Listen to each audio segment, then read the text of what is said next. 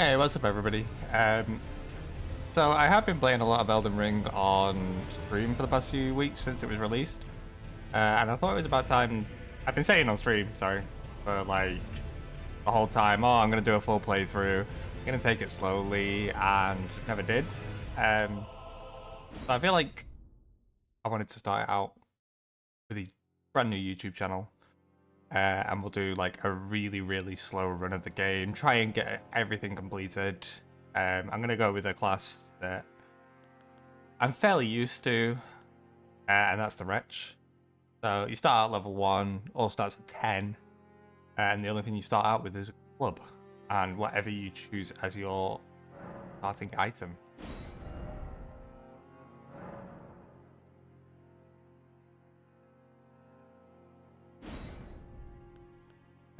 So we're just gonna quickly make our character. I always go for the Golden Seed Keepsake. It's just a nice early thing. Some of the best things you can get are the Golden Seed, a Stone Sword Key, Lands Between Runes, a pretty good one, or the Crimson Amber Medallion. But you pretty much you can get everything here apart from the Lands Between Rune in the game anyway. So I always go for the Golden Seed. It's just an extra healing or FP pot early on.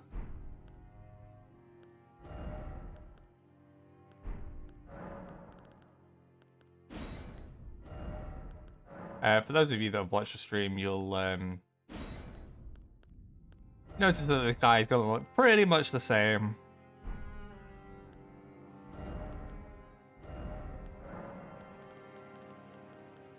As the characters we have done before.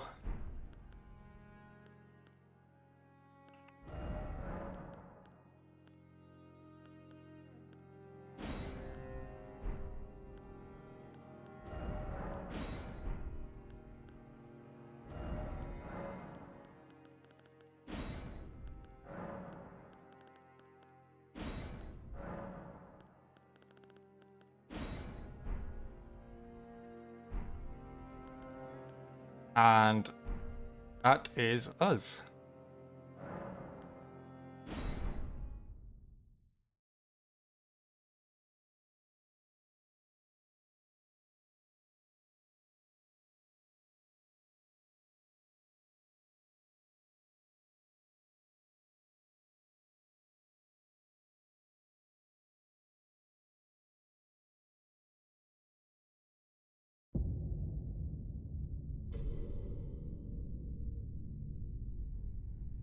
The fallen leaves tell a story.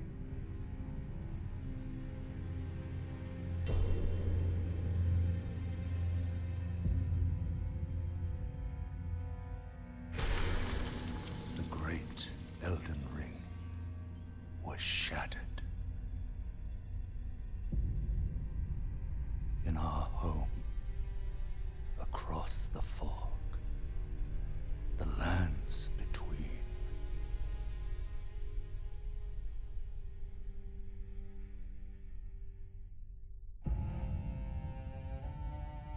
Now, Queen Marika the Eternal is nowhere to be found. And in the night of the Black Knives, Godwyn the Golden was first to perish. Soon, Marika's offspring, demigods all, claimed the shards of the Elden Ring.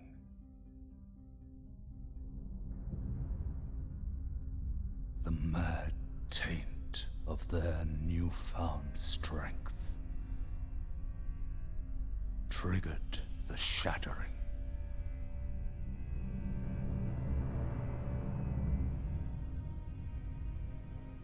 A war from which no lord arose. A war leading to abandonment by the greater will.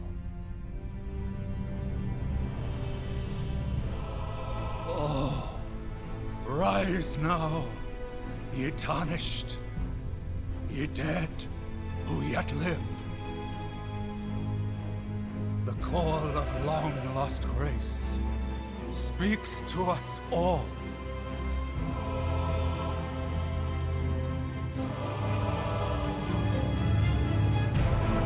Horalu, chieftain of the Badlands, the ever-brilliant Gold Mask. Fear, the deathbed companion, the loathsome dung-eater, and Sir Gideon Othniel, the all-knowing.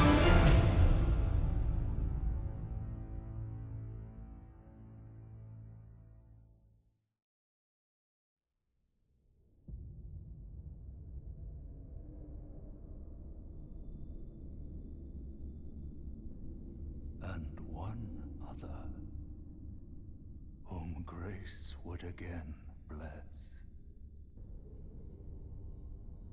A tarnished of no renown.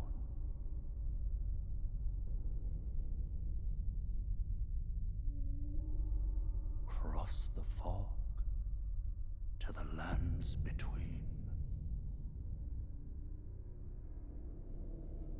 To stand before the Elden Ring and become the Elden Lord.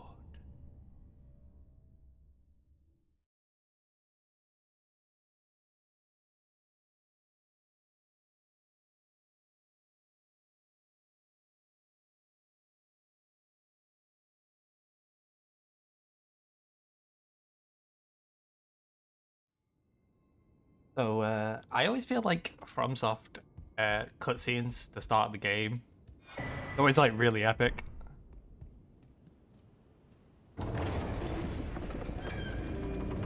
Hey. We get a tarnished wizened finger to start off with, which is used to write messages to other worlds. It's a multiplayer feature. The messages will be conveyed to other worlds, allowing other players to read them. A finger of corpse wax, so emaciated the bone is visible. It is a relic of those who came before, left to help those who would after. What you can do with this is you can place the messages like here. And you'll just see like loads and loads of different messages. We are going to place one ourselves.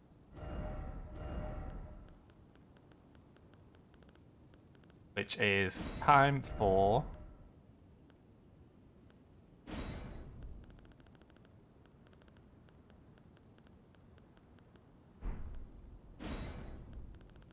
if I can find it.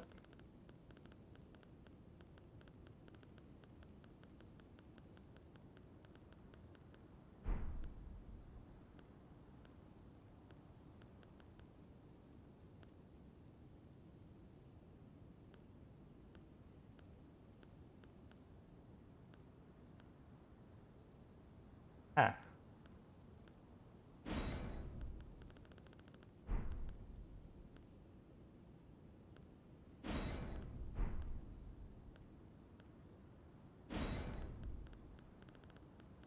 Guess we're gonna have to go through everyone to try and find it, guys.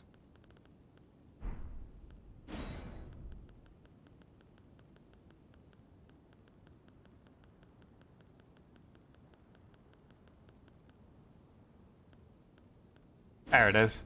Time for Elden Ring. As you can see, your character puts it on the ground, and you can check your message. People can rate it good or poor. If someone rates your message as good, it will give you a notification and also heal you, which I think is pretty interesting. So there are no items in this area. If you want to skip this like little tutorial area straight away, you can actually come over here. And as soon as you're across this bridge, that's it triggered, and you're technically out of this starting area, and you could jump off here and just skip it. Or you can come into here which will trigger a boss fight. Now, this boss fight is winnable.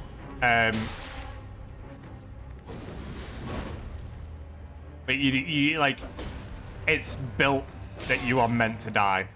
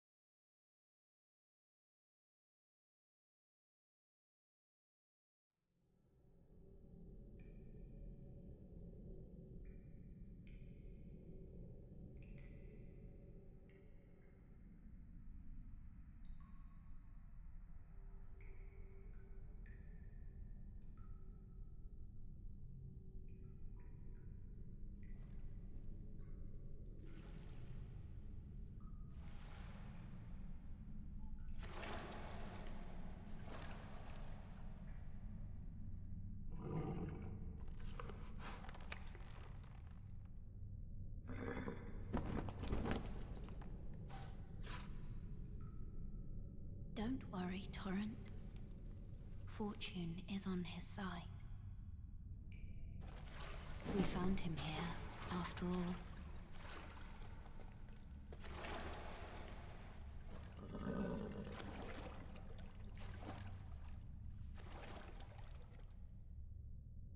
One of his kind is sure to seek the Elden Ring. Even if it does violate the Golden Order.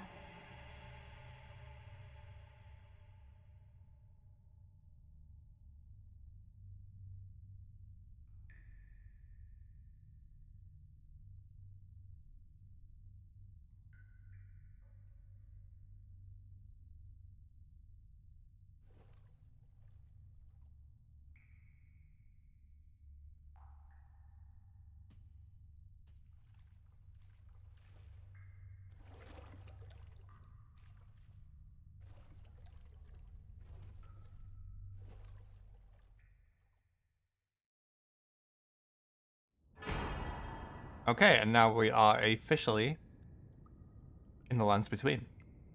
You get a flask of Crimson Tears and a flask of Cerulean Tears. It puts it straight on the hotbar for you. Crimson Tears, the red one, is, as it says, for HP. The blue one is for FP or mana, depending on what you want to call it. It's known as FP in this game, but mana, if you know it as mana, it's for magic, basically. Brave, tarnished, take the plunge of learning and remembrance. Recall the arts of war and your warrior's blood. Okay, so down here is a tutorial area. I'm just going to run through it quickly. I don't have tutorials turned on, just because I've played through the game a few times. But I will talk through what I'm doing. So these are sites of grace. If you're familiar with other Souls games, they are basically bonfires. You can set a one. You can pass the time of day. There's a time of day cycle in this game. You can organize your flasks here now instead of going to like Andre in Dark Souls 3. Oops. You can memorize spells. You can. There is a chest system in this game. You hardly ever use it. You give your max inventory capacity very high. And then once you get yourself a maiden, you can do your leveling up here and all that funky things. The other cool thing about this is in all the Souls games, you can do a plunge attack. In this, you can just jump and plunge.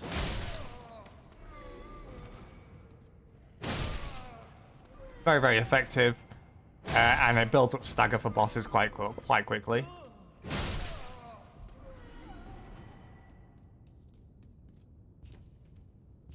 Gotta be careful of the guy up top. He has a crossbow.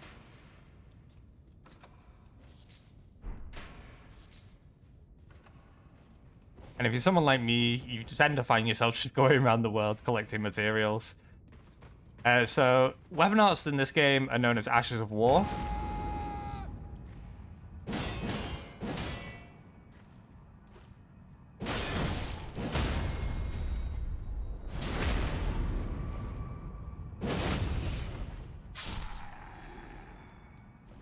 So the weapon arts, or Ashes of War as they're known in this game, I will be calling the weapon arts for the whole playthrough. That's just how I know them as. They're very, very unique, and you can actually swap between them with weapons. So it's not like a weapon is tied to one single one. Ooh. I want that kill. Yeah, there are plunging attacks like usual. Going the right way. No, it's not. But you can also just like create a plunging attack by the A or X button, depending on if you're Xbox or PlayStation. And then right trigger or R2. You can do R1 as well with jumping. It kind of just does an R1 while in midair.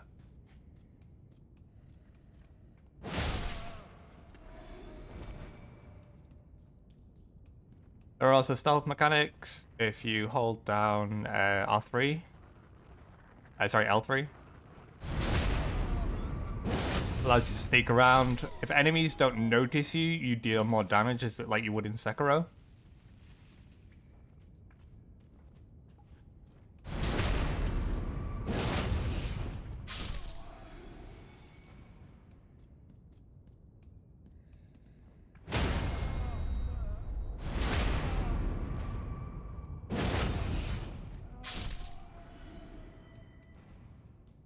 So here we have a Stake of Marika. So if you die in an area and there's a Stake of Marika, it'll give you the option to spawn at the last grace used or at the Stake of Marika. They can just be time savers rather than having to go back to a bonfire or grace and then having to run through an area. So now you get into the first actual boss fight of the game. It's not actually a boss fight, it's just a gimmick fight. It's meant to be something that you can easily win it.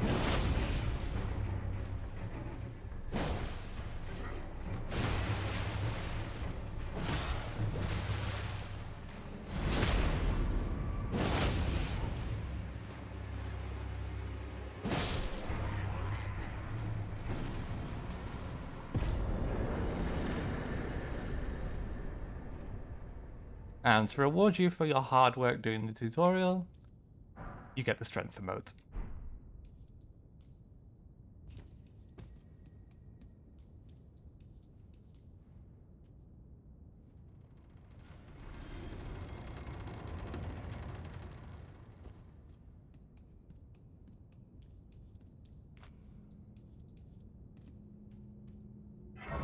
So there are two different types of fog walls in this game. There's the gold one, which you just saw at the boss fight.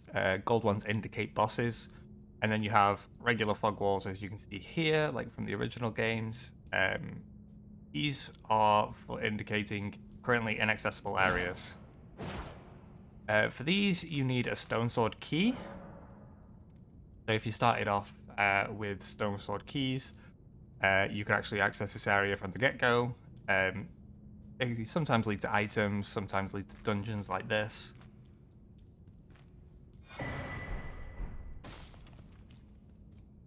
And then we got the Finger Severer, which just basically removes people from multiplayer as cooperators and hunters, which are your Blades of the Dark Moon in this. But not invaders. You can't disconnect an invader. And then you have Tarnished Finger, which allows you to place a gold summon site and become a cooperator in someone's world.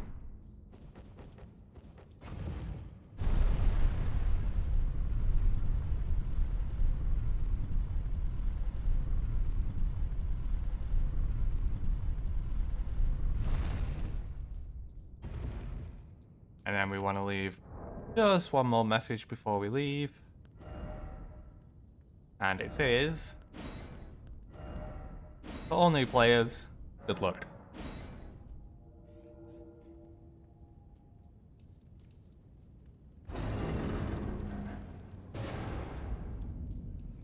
And here we are, out in Limgrave.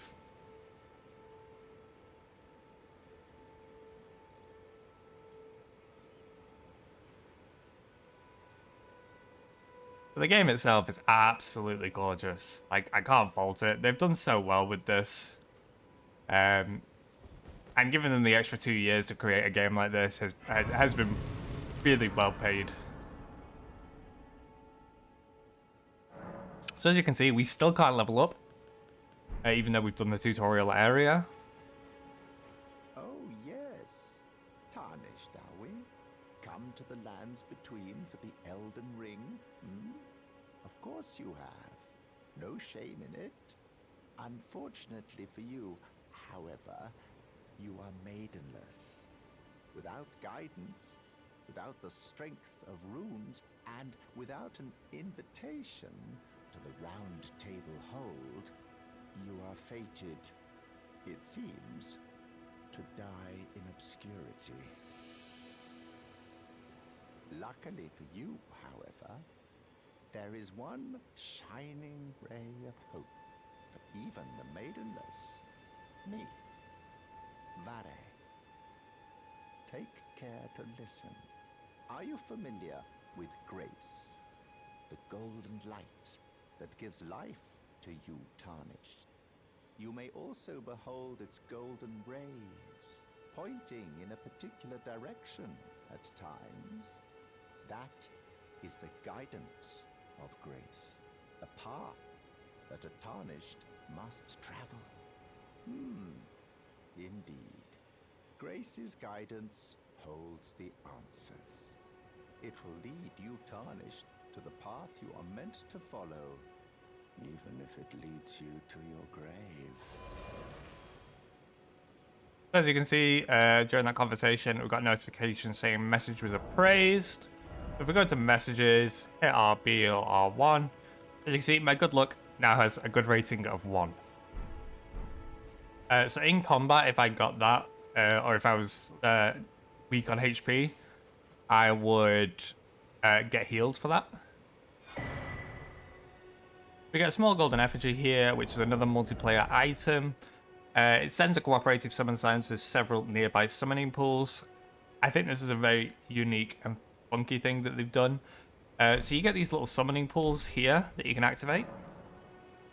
And if I was to use that item, it would send it to several nearby summoning pools, and other players can summon me from those, rather than having to see, like, search the world, this vastly huge world that doesn't look so big from here at the moment, for my one summon sign.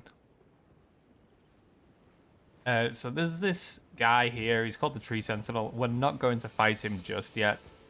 I advise avoiding him to start off with. He can be a bit overwhelming for new players. And he's like the very, very first enemy that you could experience, and he is a boss. I just suggest running to the left of him and coming up here to the Church of Ella. Grab the Sight of Grace. And speak to Carle here. You're a tarnished. I can see it. And I can also see that you're not after my throat. Then why not purchase a little something? I am Carle, purveyor of fine goods. So the one thing I always recommend buying straight away is the crafting kit. This now allows you to craft items from the start menu. We don't have much to start off with, but you will expand your repertoire as you go along. The other thing you need to grab here is the smithing stone 1, which will allow you to upgrade your weapons as you go along.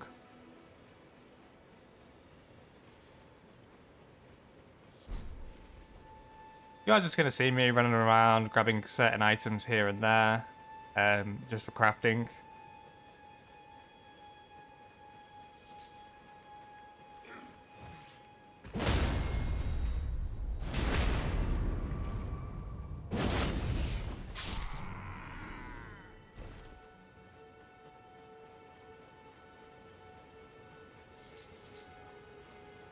So there are a few knights in this area. I am going to kill all of them. Just to try and get ourselves some armor, maybe a straight sword. So the reason I went Wretch for this playthrough is because we're basically going to do like a rags to riches story. So we're starting off like naked, as you can see. We literally have a loincloth on with a club. And we're going to progress through the game right up until we become Elden Lord.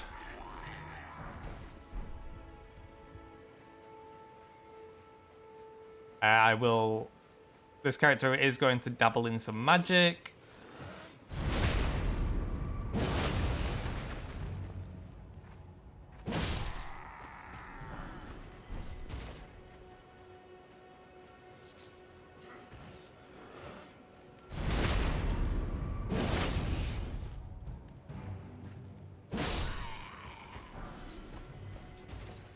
So these knights do drop smithing stone wands as well, which is very good.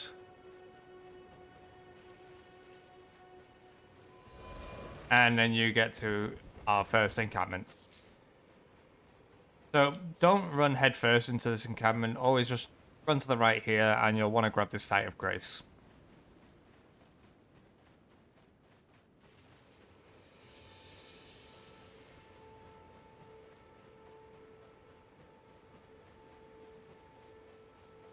They have added like a few extra features in the game, like infinite stamina as long as you aren't in combat. It just allows running around the world a little bit easier.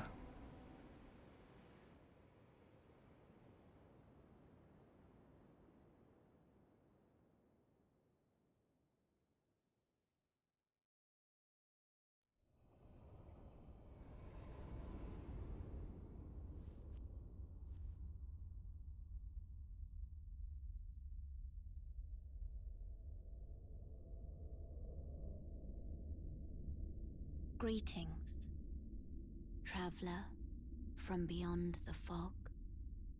I am Melina.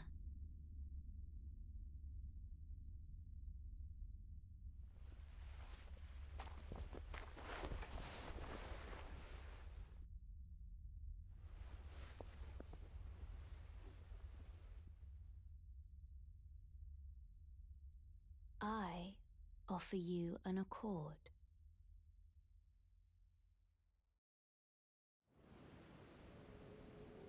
Have you heard of the Finger Maidens? They serve the Two Fingers, offering guidance and aid to the tarnished. But you, I am afraid, are maidenless. I can play the role of maiden, turning runes into strength to aid you in your search for the Elden Ring. You need only take me with you to the foot of the Erd Tree. So we always want to accept Melina. Summon me by grace to turn runes into strength. Ah, another matter. I bequeath to you this ring. Spectral Steed Whistle. Use it to traverse great distances. It will summon a spectral steed named Torrent. Torrent has chosen you. Treat him with respect. Now you gain access to leveling up. Shall I let my hand rest upon you? For but a moment. Share them with me. So as you can see, we are just short on runes. Your ambitions. The principles you would follow. Okay, thank you, Melina. So Vigor is specifically for HP. Mind is for FP. Endurance is stamina and equip load, which is a huge change from the other Souls games. You don't actually need as much endurance as you think. I tend to only put 5 points in per character. Sometimes no points at all. It all depends on how much stamina I feel like I'm going to need. Strength, as in every other Souls game. Scale strength weapons. You need strength to equip certain weapons. Same with dexterity. Intelligence is for sorceries. Faith is for incantations. So usually faith would be for miracles, and you'd have intelligence and faith for pyromancies in other games. Faith has been completely tweaked, and it is now what's known as incantations. And that is your pyromancy and your miracles all mixed together. And then you have arcane, which is your luck stat. So it increases discovery chance, it increases bleed, damage, and poison damage, and build up. So it can be good for those types of builds. But for now, we are just going to leave, and we are going to make our way back to the Church of Allah.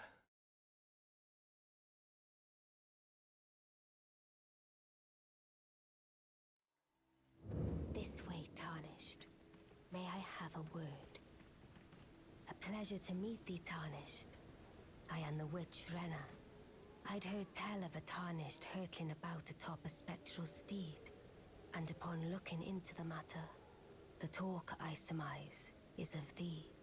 Thou art possessed of the power, no? To call forth a spectral steed named Torrent. And in fact, yes, we can.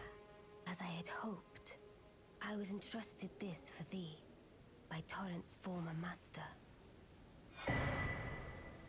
We get the Spirits, Calling Bell, and Lone Wolf Ashes.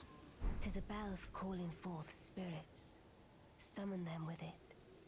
From ash and return to the Erdtree, the spirits will obey thine command but briefly, as they recall battles past. Now it is thine, to do with as thou wishest. Forgive mine intrusion, Tarnished. I doubt we shall again meet. But all the same, learn well the lands between. How long will it be, I wonder, before the Tarnished tire of obeisance to the two fingers?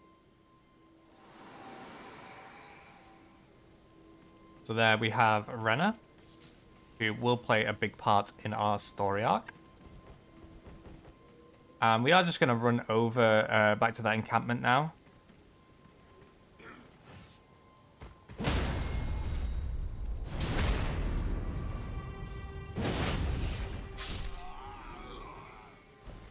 But there is also a weather system involved with this. So sometimes it'll be sunny, sometimes it'll rain. We have thunderstorms.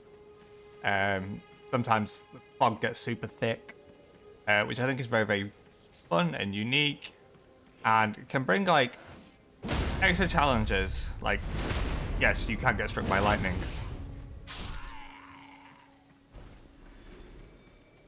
As you can see, I'm just going to run around, kill all these knights again. For that potential chance at some armor or a weapon.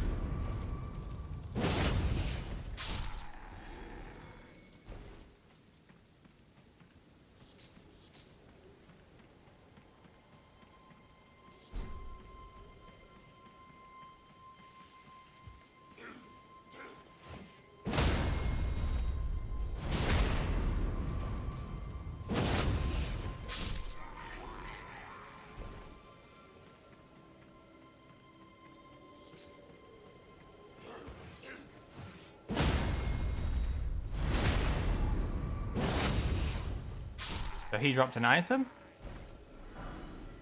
And it's just a few bolts. So unfortunately, no luck this time and no armor. So before we go into this encampment, I'm going to go into my pouch section over here. And on the down button, I am going to put our Spectral Steed Whistle. And on the left button, I'm going to put our Lone Wolf Ashes.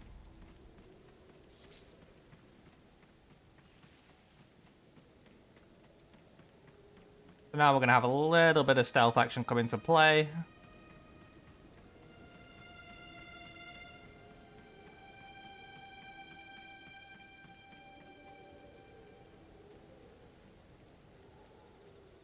As I sneak around. I'm not backstabbing because if I R2 first and stagger them, I get a kill with the riposte. Oh, sorry, the stagger hit.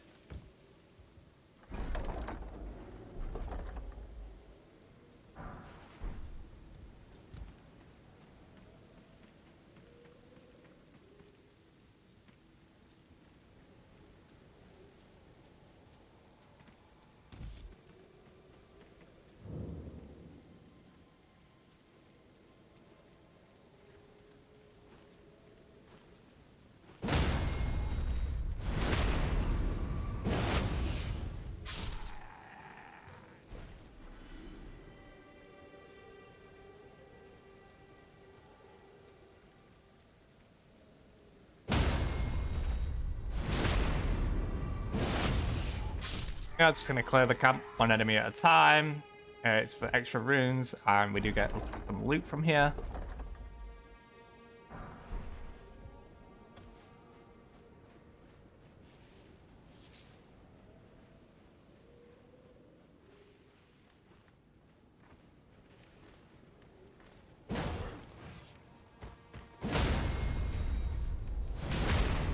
Oh, we almost messed that one up.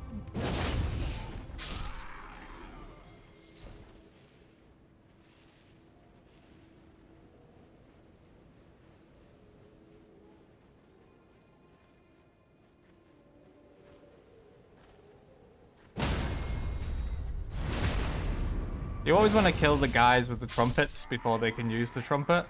Otherwise, they will call the entire encampment, and you will have you'll be swarmed with enemies. That's just something to remember.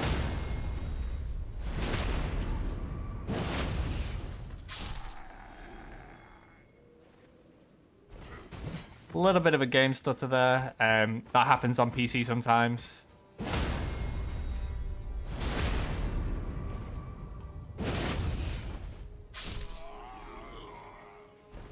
It like mostly happens when you're moving from one place to another.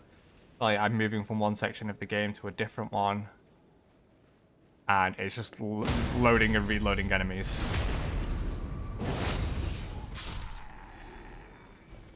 We want to avoid these bats, try and not aggro them as we don't have a shield.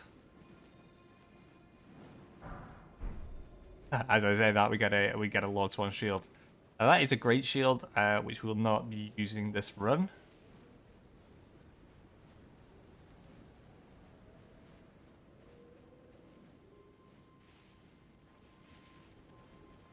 I'm going to aggro a few enemies here.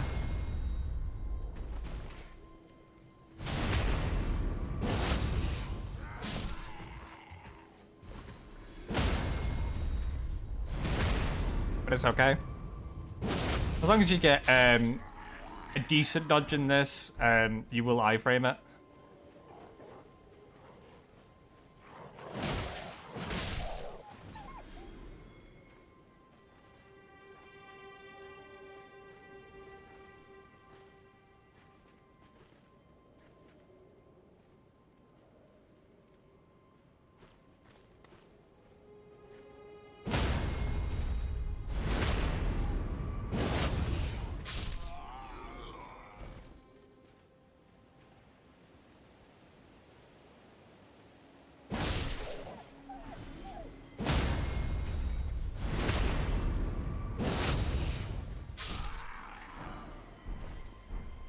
And our first set of armor for the game, a Godric Soldier Helm.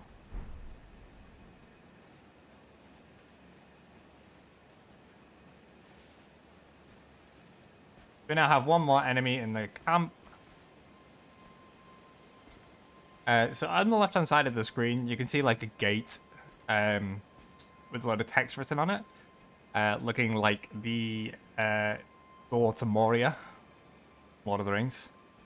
When you see that symbol, that means you can use Spirit Ashes and use FP to summon your ashes. Here I have 3 wolves who will help me fight in combat.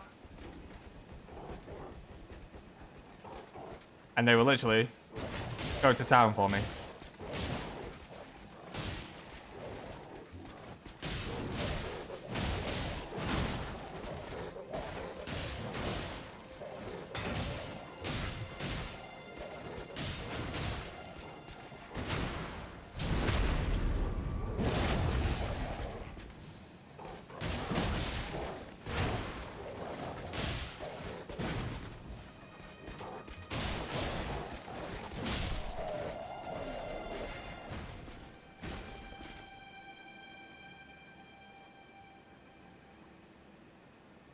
And I believe that is the entire encampment. There are a few things to collect from here. Oh no, we still got one guy left.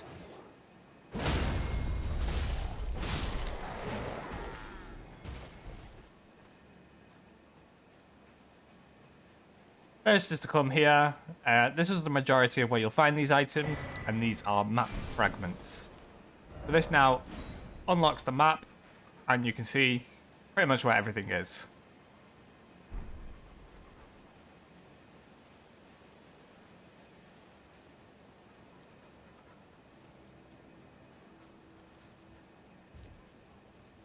And you just want to come down here.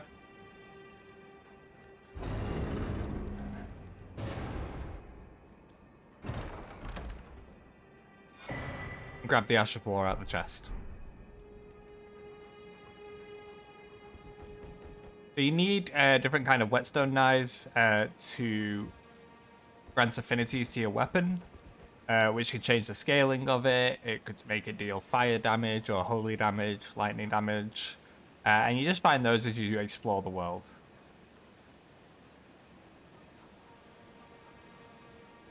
Now, your wolves will be permanent until they die for the area that you're in. But as soon as you leave the area, they will disappear, and you can't re-summon until you've set it a grace.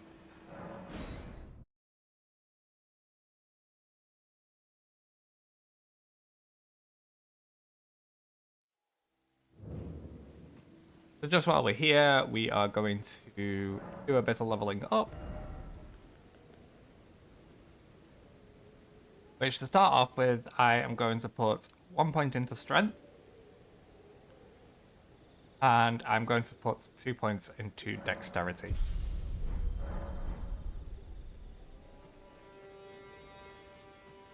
Now, I am doing that for a reason. It's just for the weapon we will be using later on in the playthrough. So this is Torrance, our little horse friend. He helps you out through the game. He has a double jump.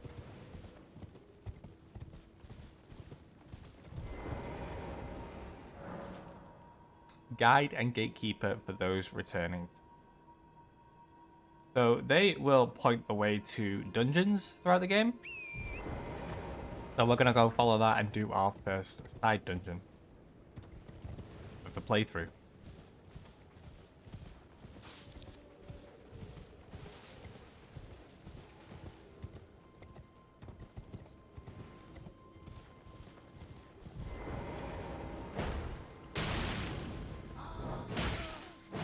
Locked onto the wrong guy. Oh. Fire does a lot of damage early on.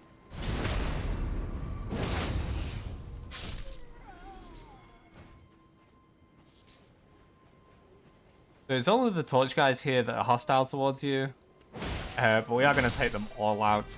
Specifically just for the runes.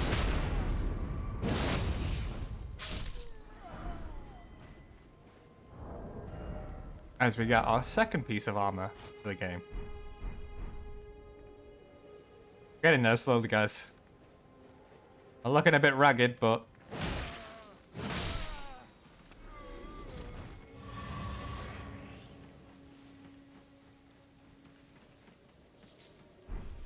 Mushroom!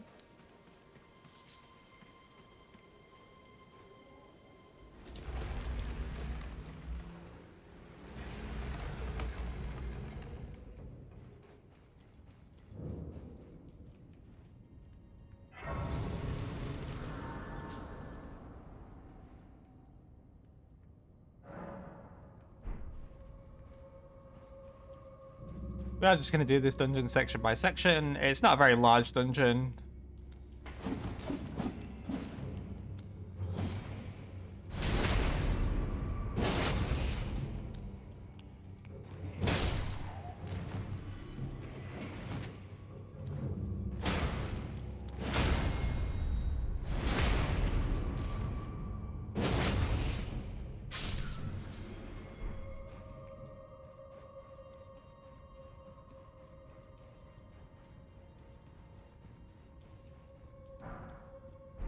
The Grave Gloverwort is used to level up your ashes, because you want to level up your ashes just to help be more helpful as you go through the game.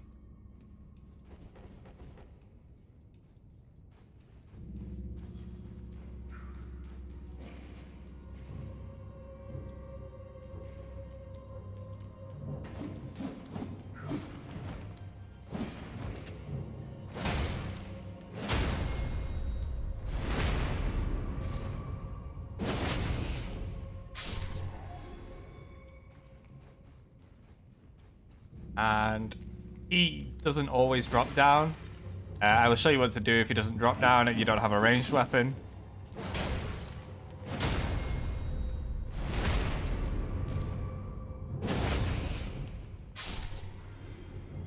So if he's still up top there, just throwing things down at you, you stand under here and collect this item, he will always drop down. It's just an easier way to kill him.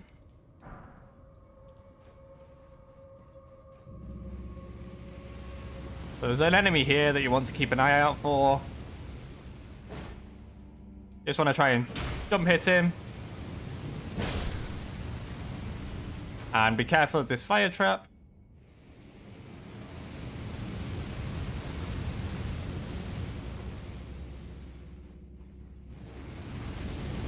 There's another one there. And if you go up to them, and you can either hit them or roll at them, it will deactivate the trap. As we get our first prattling pate, which we will use when there is no fire.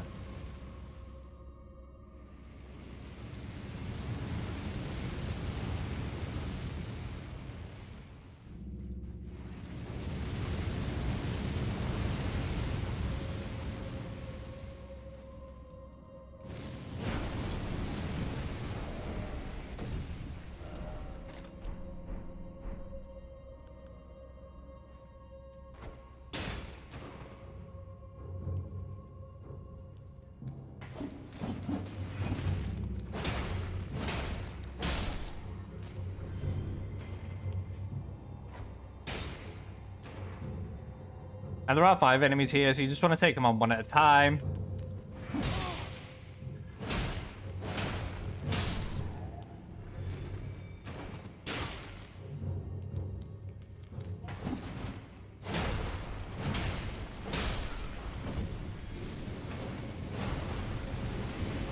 Yes, you can reactivate the traps, so you just want to be careful of that.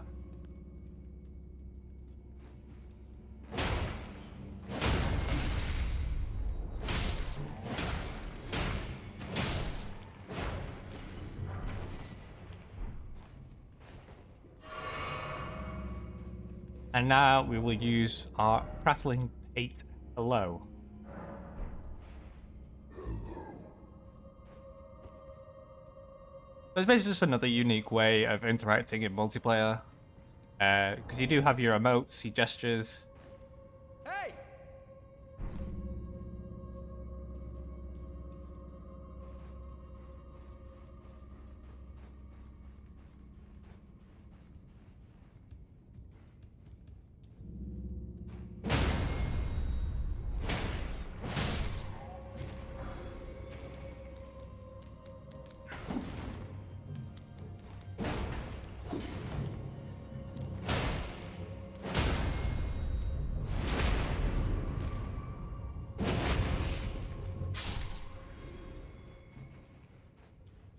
Now there are 2 enemies in this room. He is going to throw items at you. You just want to dodge back. Try and aggro this guy. Okay. We will deal with him.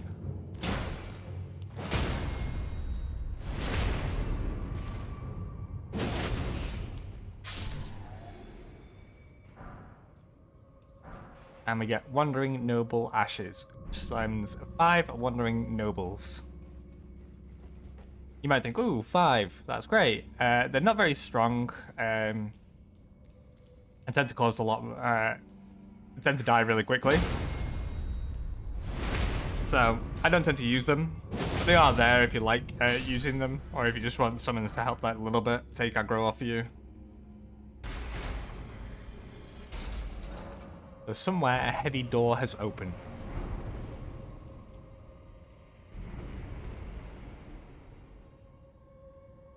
There you are.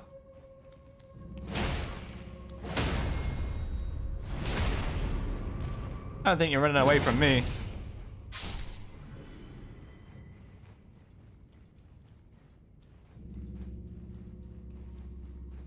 So here we are. And we're at the boss room.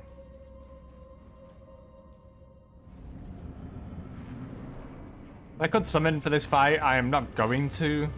Specifically because I don't want to summon for every boss fight.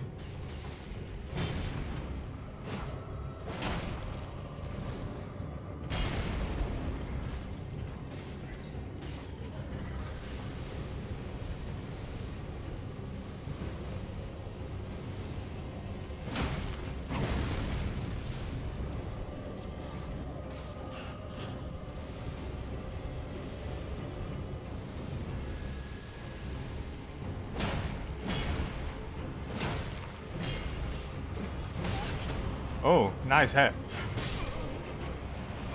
That caught me on the off roll.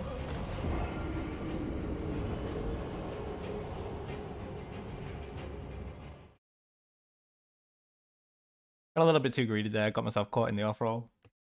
But that's okay. We do have enough time in this episode to fight the boss. Most of the time, your boss room is going to be pretty much by your grace. So if you die to him, it's not a very far run back. Did I activate you? Yes, I did.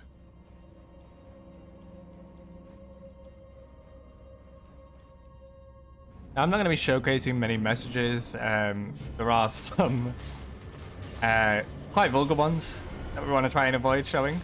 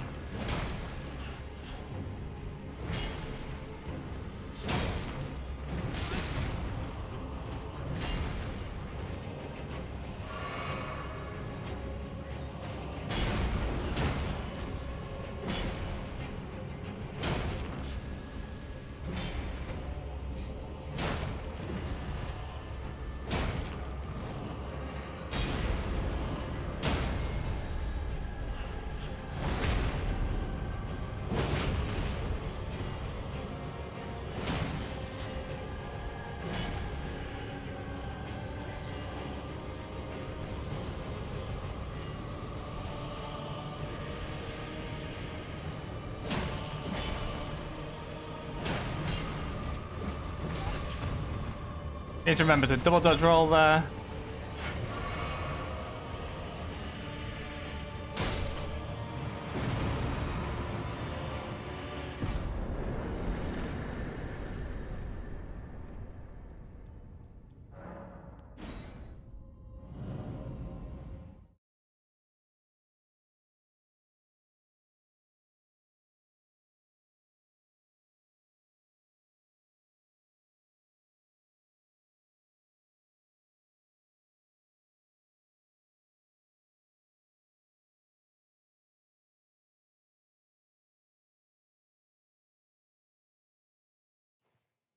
And that is our first dungeon done.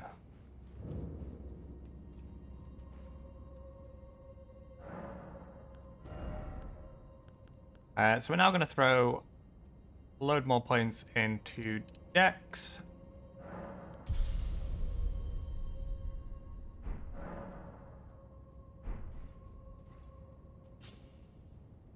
And that is going to do it for today's playthrough. So I just want to say thank you all very much for watching. I hope you enjoyed part 1 of our Elden Ring complete slow playthrough. We're going to try and go for a complete 100% of the game. I can't promise we will, because there's just that much to do. And I still haven't found everything in the amount of playthroughs that I've done. Yeah. I'll crack on with part 2 straight after this one, and I should be doing like daily releases, hopefully, as we go along from here on out. Sometimes it'll be on Twitch, which you can find me at twitch.tv/ArantianPlays, same as the YouTube name. And yeah, hope you all have a lovely day, and see you next time.